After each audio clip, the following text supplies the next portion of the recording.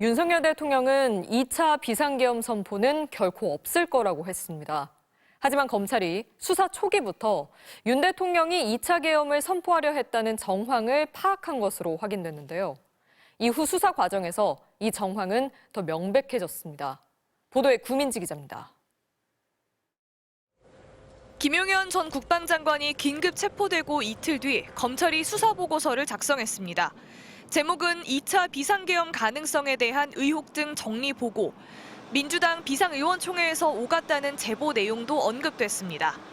국회에서 계엄 해제안이 통과된 직후 윤석열 대통령이 합동참모본부 결심지원실을 찾아 왜 국회의원들을 잡지 않았느냐고 묻자 김 전 장관이 병력이 부족하다고 답했고, 윤 대통령이 그렇다면 내가 다시 계엄을 할 테니 철저히 준비해 국회부터 장악하라고 지시했다는 겁니다. 이 내용은 이후 수사 과정에서 확인됐습니다. 방첩사 간부는 공수처 조사에서 윤 대통령이 국회가 의결했어도 새벽에 비상계엄을 재선포하면 된다고 말한 내용이 단체 대화방을 통해 전파됐다고 진술했습니다.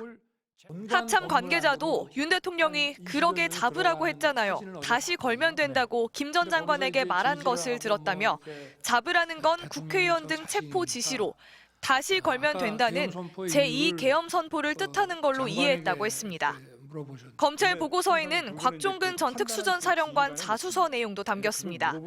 계엄 해제안 가결 전 대통령과 국방장관이 비화폰으로 아직 의결 정족수가 채워지지 않은 것 같다, 국회 문을 열고 들어가 의사당 내 의원들을 밖으로 이탈시키라고 지시했다는 겁니다. 이 내용도 속속 확인됐습니다. 조성현 수방사 제1경비단장이 국회의원을 끌어내라는 이진우 전 수방사령관 지시가 있었다고 했고, 이 전 사령관도 정확히 기억나진 않지만 부하들이 들었다면 인정한다면서 끄집어내라고 지시한 건 기억난다고 검찰에 진술했습니다. 초기 검찰 보고서 내용의 상당 부분이 확인되고 있지만 윤 대통령은 제2계엄은 결코 없을 거라는 입장입니다. 제가 직무에 복귀하게 되면 나중에 또다시 계엄을 선포할 것이라는 터무니없는 얘기도 있습니다.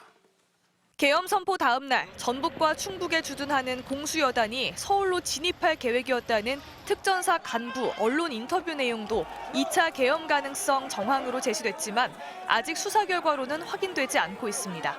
MBC 뉴스 구민지입니다.